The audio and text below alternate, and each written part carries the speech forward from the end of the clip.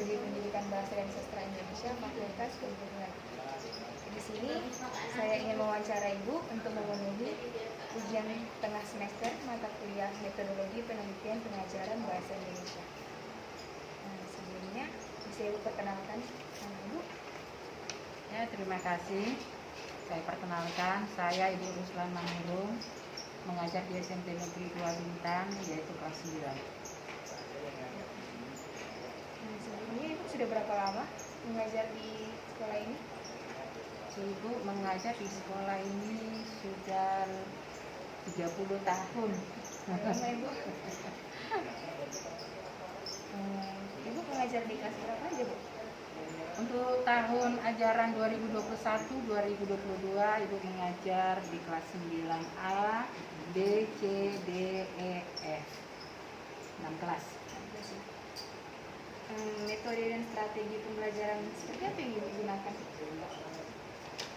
Untuk saat ini, karena ini masih COVID-19, walaupun sudah ada kelonggaran, kami sudah bisa belajar luring, yang sebelumnya itu daring semua, online. Tapi sekarang sudah bisa tatap muka walaupun dibagi 2 sesi. Dan masing-masing sesi bergantian masuknya. Jadi selama pembelajaran dari online ke luring ini, ya kami menggunakan metode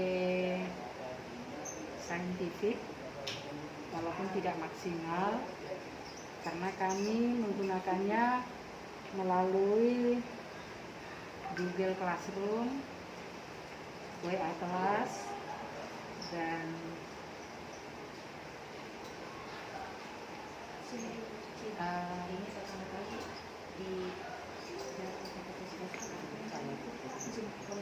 Zoom, kemudian Telegram.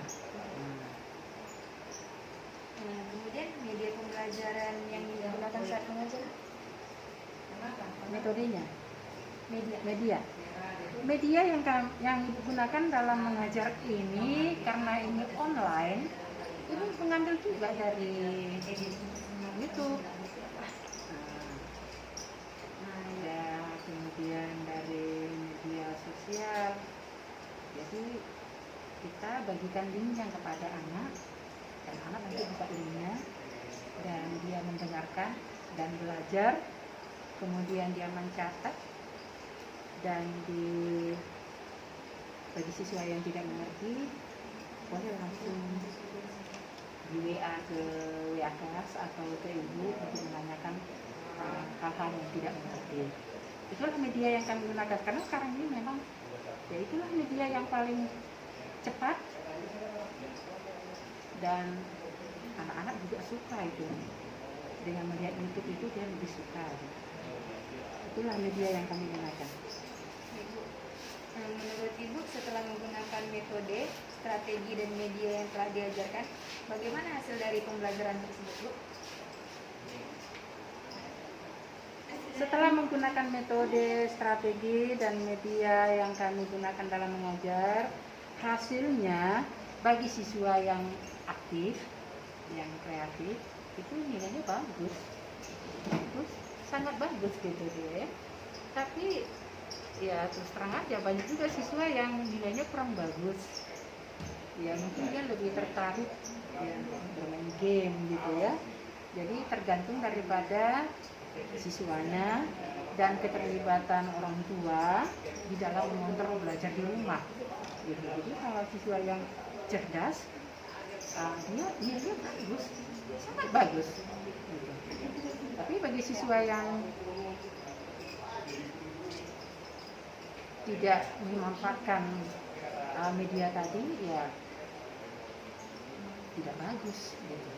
Jadi ya tergantung kepada bagaimana siswa itu memanfaatkan Androidnya untuk belajar. Kalau dia gunakan dengan maksimal, nilainya bagus. Iya, jadi sebenarnya itu tergantung kepada siswanya lah, dan pengawasan orang tua dan guru gitu ya. Jadi yang paling selama online ini memang peran peran orang tua, dia sudah menjadi seorang guru dia.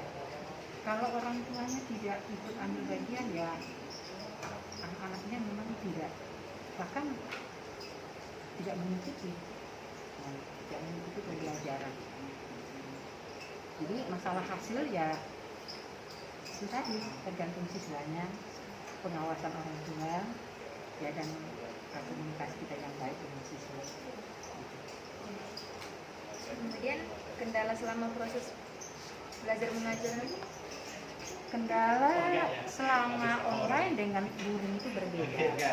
Jadi kalau online tadi itu masalahnya mungkin yang pertama masalah Androidnya, yang kapasitasnya ya kadang-kadang katanya masuk, kadang tidak masuk. Yang kedua ya namanya pakai Android ya itu ada beli kota. Nah kemudian juga tempat tinggal siswa kami ini ada yang jauh sehingga kadang-kadang daya sinyalnya tidak ada, katanya gitu. Mereka harus turun ke kota baru ada sinyalnya. Jadi itulah kendalanya. Tapi selama luring ini ya agak terbantu gitu ya. Jadi kita bisa mereview kembali pembelajaran kita kepada anak, dan ya anak ya ada sedikit kemajuan, dia lebih senang kalau kita belajar tatap muka seperti ini walaupun terbatas. Kemudian Bu, pertanyaan terakhir, harapan Ibu ke depan untuk mahasiswa seperti kami yang mengambil jurusan pendidikan bahasa Indonesia itu seperti apa? Ya harapan Ibu ke depannya untuk generasi baru ini yang akan menjadi guru khususnya bahasa Indonesia, ya Ibu harapkan supaya bagaimana ya, lebih baiklah, artinya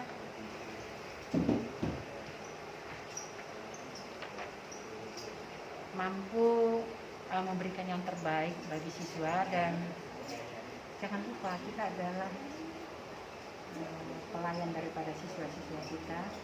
Jadi apapun situasi yang kita hadapi di kelas maupun siswa, ya kita harus tetap memberikan yang terbaik ya.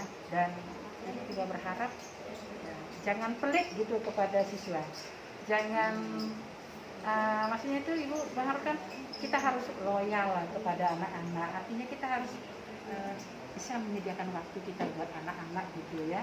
Jadi kita tidak terbatas hanya di sekolah, tapi kita juga mungkin di luar jam sekolah. Kalau ada anak didik kita yang membutuhkan kita, ya kita harus loyal kepada mereka, karena memang itulah tugas kita sebagai guru, apalagi kalau bahasa Indonesia. Banyak sekali yang harus kita terapkan kepada anak-anak itu, dan memang harus dipraktekkan, terutama dari segi berbahasa yang santun gitu ya. Kemudian keberanian dalam mengungkapkan pendapat dia, itu memang harus menjadi prioritas kita ya. Kalau dengan demikian anak-anak kita kalau sudah berani menyampaikan pendapat dia, berarti itu sudah suatu keberhasilan gitu. Karena ya itu tadi loyalitas kita bukan terhadap anak gitu. Jadi anak itu akan merasa nyaman apabila kita memang dekat kepada dia ya. Jadi kita jangan pelit gitu ya, jangan terlalu banyak perhitungan gitu ya. Aduh ini udah di luar jam sekolah, aku tak mau gitu, jangan.